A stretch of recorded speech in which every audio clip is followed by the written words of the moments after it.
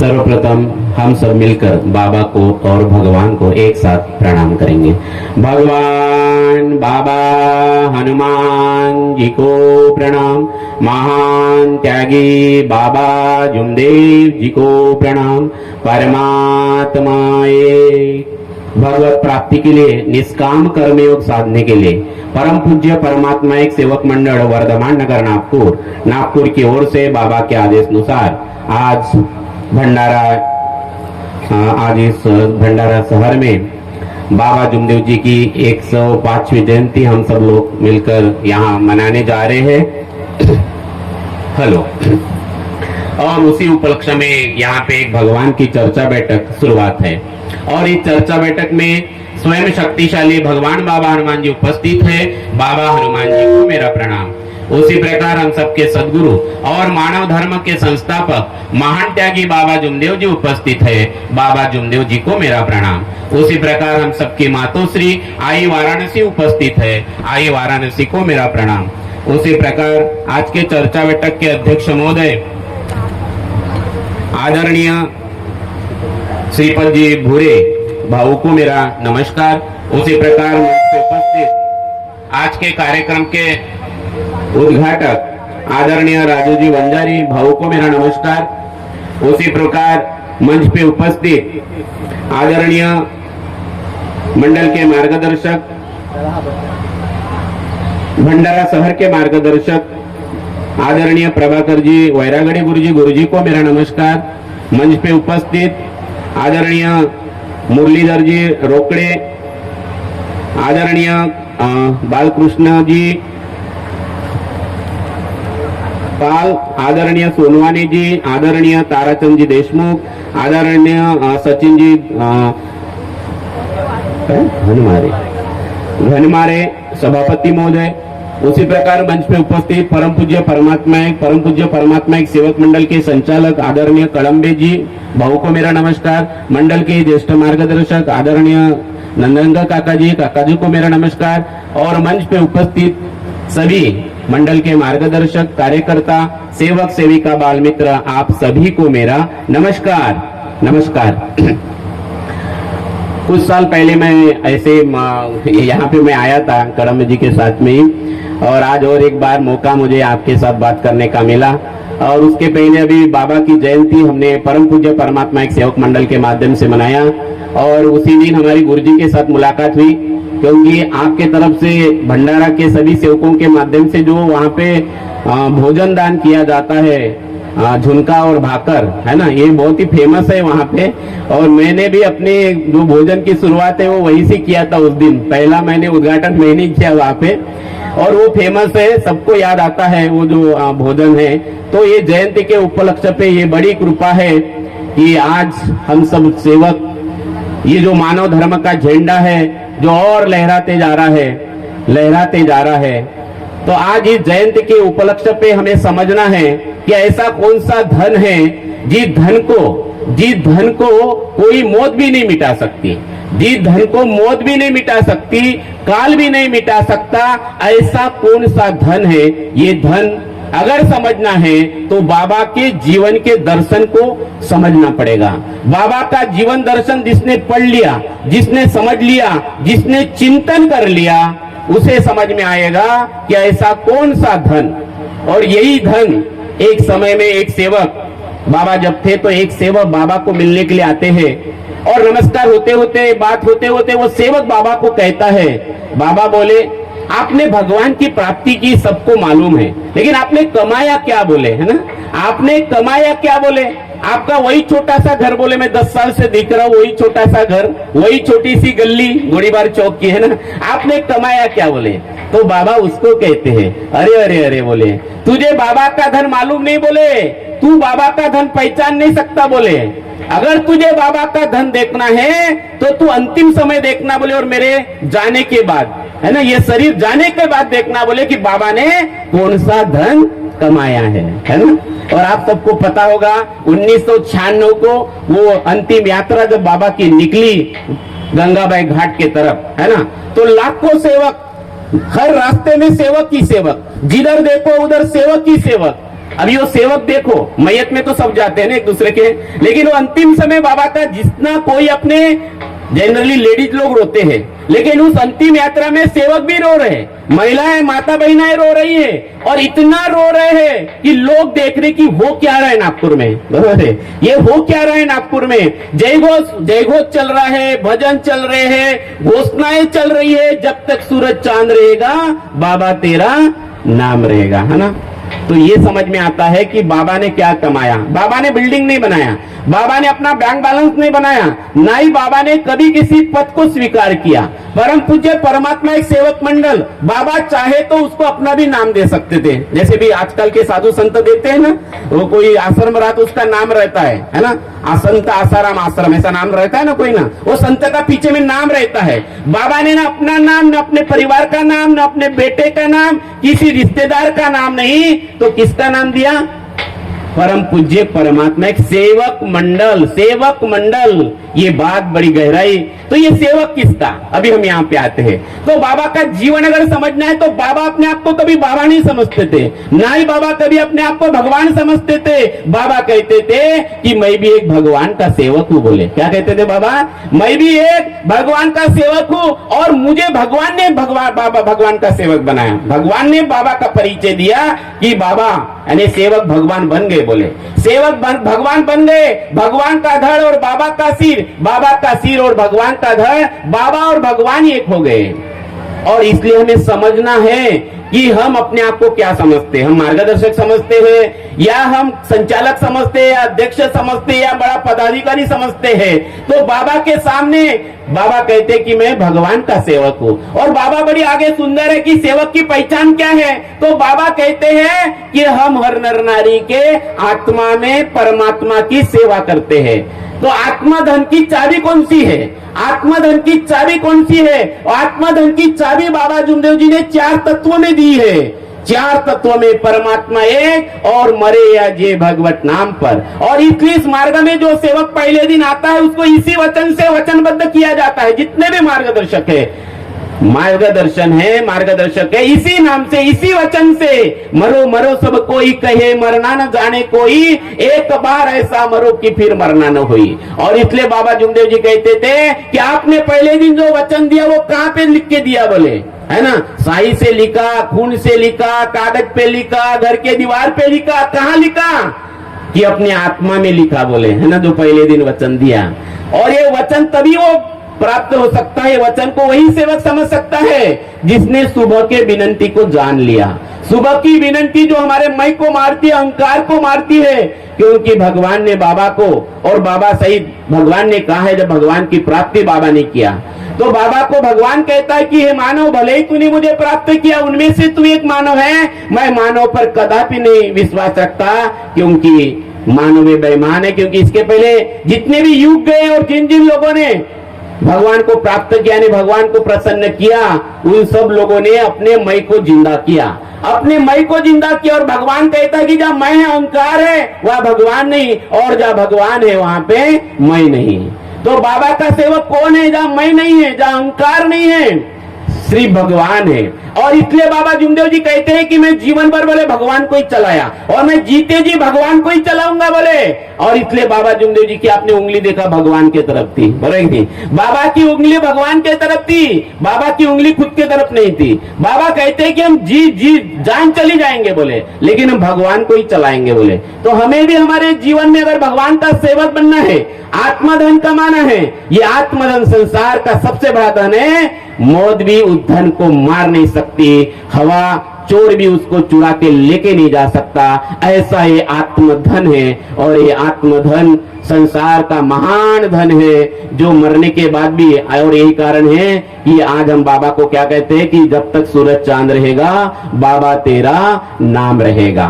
तो ये जो धन है, तो जहां अहंकार है वहां ये धन खत्म हो जाता है। और इसलिए मेरे प्यारे सेवक भाई बहनों, ये धन कमाने के लिए काफी लोग हैं जिनको अपना घरदार छोड़ना पड़ा, कपनी कुंडल पहनना पड़ा, कपड़े बदलना पड़ा। लेकिन मानव धर्म में ना कपड़े बदलना पड़ता है, ना पहाड़ियों में जाना पड़ता, ना गुफा के अंदर जाके ध्यान लगा के बैठना पड़ता, क्या करना पड़ता, वचन देना पड़ता है, भगवान मैं तेरा और तू मेरा। भगवान का सेवक बनने के लिए पुराने विचार और पुरानी पूजा बंद करना पड़ता और बार बार अपनी गलतियों की माफी मांगना पड़ता, ताकि हम अपने कर्म बंधन से मुक्त होकर जीवन में भगवान को सर्वे सर्वा समझकर, हे भगवान मैं तेरा और तू मेरा, ताकि जीवन का और इस व्यवहार का और संसार का कोई भी कर्म हमें बांध न सके, कोई भी कर्म हमें बांध न सके। और इसलिए बाबा जुमदेव जी ने कई सेवक है जो व्यसनी थे उसे व्यसन मुक्त किया, रोगी को रोगी मुक्त हुए, भोगी योगी बन गए। ऐसी ये सुबह की विनंती, श्याम की प्रार्थना, ये मानव धर्म का अद्भुत संविधान जो बाबा जुमदेव जी को भगवान ने दिया और बाबा ने हम सबको दिया, कुछ भी अपने पास नहीं रखा। ये निष्काम कर्मयोग रफात त्याग हमें ये समझना है।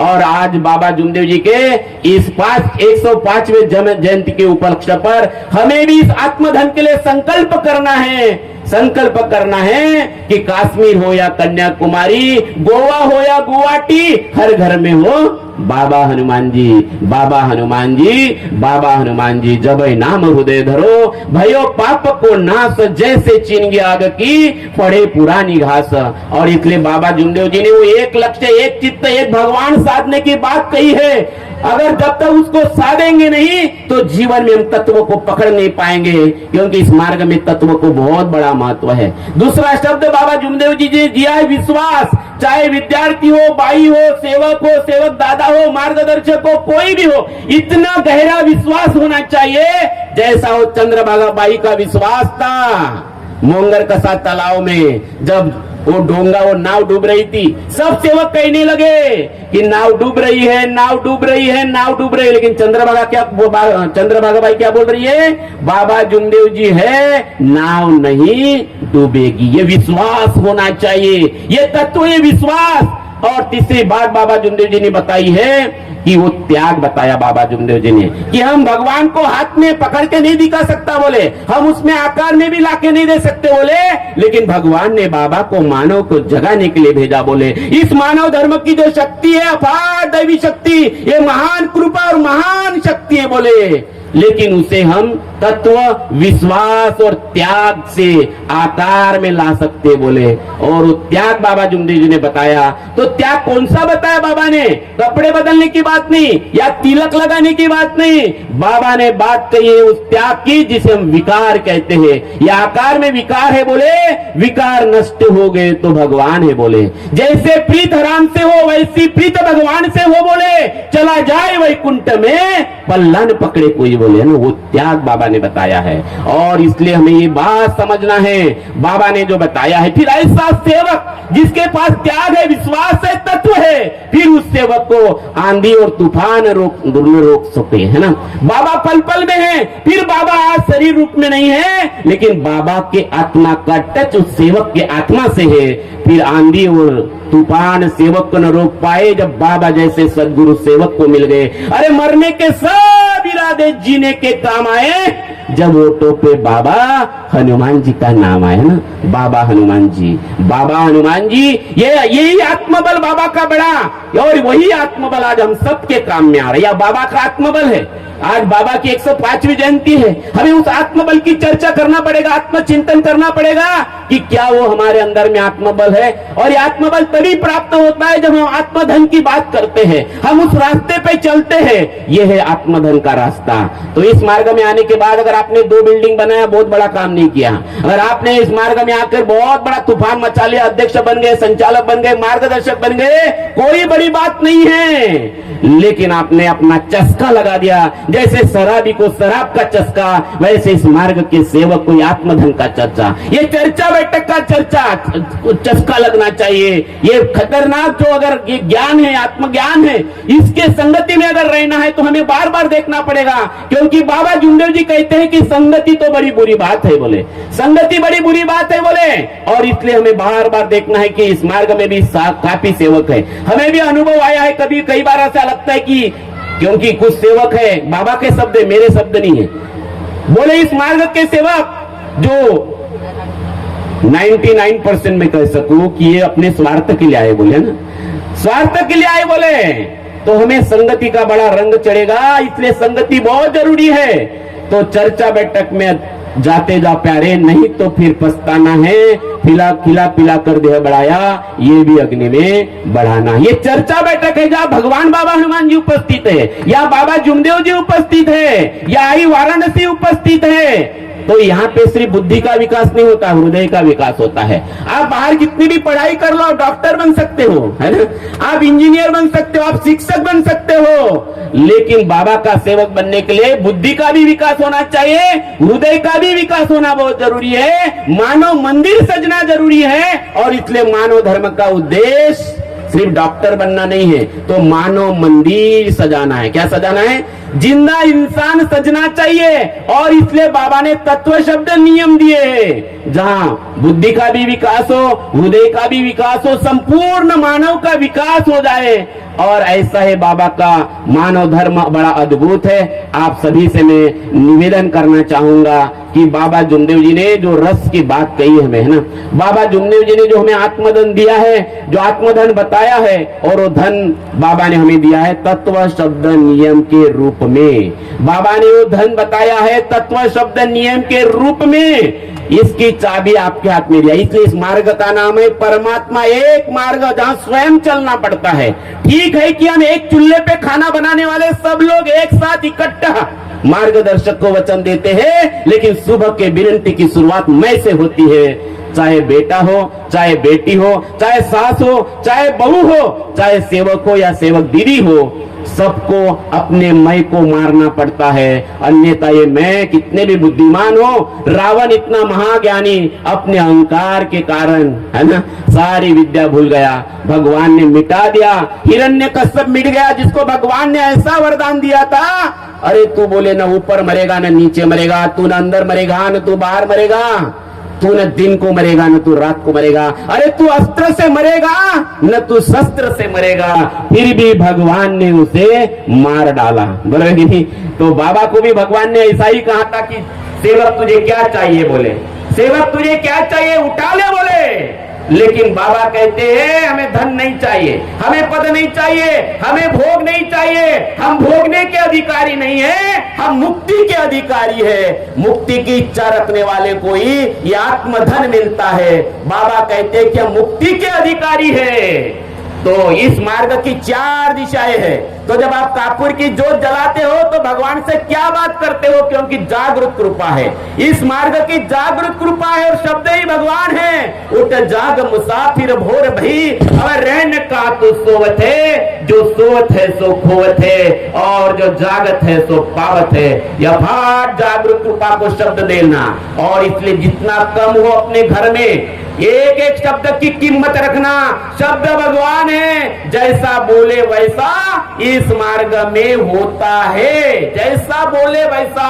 कई प्रैक्टिकल अनुभव मेरे पास में, जीवन में, व्यवहार में, कई सेवकों के मैंने अनुभव सुना है कि अपार प्रैक्टिकल, अपार दैवी शक्ति ये शब्द के ऊपर काम करती है। और इसलिए मेरे प्यारे सेवक भाई बहनों, इस अपार दैवी शक्ति ये पाने का मौका मिला, बाबा जुमदेव जी जैसे सदगुरु मिले, और इसलिए हमें परिवार में अपने सेवकों के बीच में, हम सेवकों का एक परिवार है, हम सेवक परिवार है, हमें भाई भाई बनकर रहना है, तत्व को पकड़ना है, विश्वास को समझना है, और त्याग को जितना त्याग कर सके। एक दिन का काम नहीं, सेवक बनने की प्रक्रिया ये निरंतर है अंतिम समय तक। मैं यहाँ बोल रहा हूँ इस्लाम में सेवक नहीं बन गया, मैं कोई पक्का सेवक नहीं हो गया, मुझे मरते दम तक मुझे और बार बार मुझे मेरा आत्मचिंतन करना है। ये मार्ग आत्मचिंतन का है, आत्मशुद्धि का है, ये आत्मबल और आत्मविश्वास बढ़ाने का है। तो मेरे प्यारे सेवक भाई बहनों, और उसका सही जगह है ये संगत बैठक, चर्चा बैठक। मैं बचपन से चर्चा बैठक में जाता हूँ, मुझे इसका प्रभाव मुझे मालूम है, और अपनी संगति को हमें बार बार चेक करना है। राजा के साथ राज्य करना भी बुरी बात है, न जाने कब रुला दे, बराबर नहीं। हम कई बार पद वाले के साथ, अमीर लोगों के साथ, बड़े आदमी के साथ, निंदा करने वाले के साथ संगति करते, गलत संगति है। हमें उस सेवक की संगति करना है। अरे राजा के साथ राज्य करना भी बुरी बात है, न जाने कब रुला दे, लेकिन चर्चा बैठक में जाने वाले सेवक के साथ, अच्छे विचार होने वाले सेवक के साथ भीख मांगना भी अच्छी बात है, न जाने कब भगवान से मिला दे। ऐसा सेवक, ऐसा दोस्त, ऐसी संगति हमें अगर लाभ जाए, ये आत्मधन मिलेगा। ये 100% मैं आपको बाबा के तत्व शब्द नियम के द्वारा गवाही दे सकता हूँ। अंत में मैं इतना ही कहूंगा, इसका चस्का लग जाए और इसलिए अरे बोतल पर बोतल पीने से क्या फायदा, रात को पीली सवेरे उतर जाएंगी।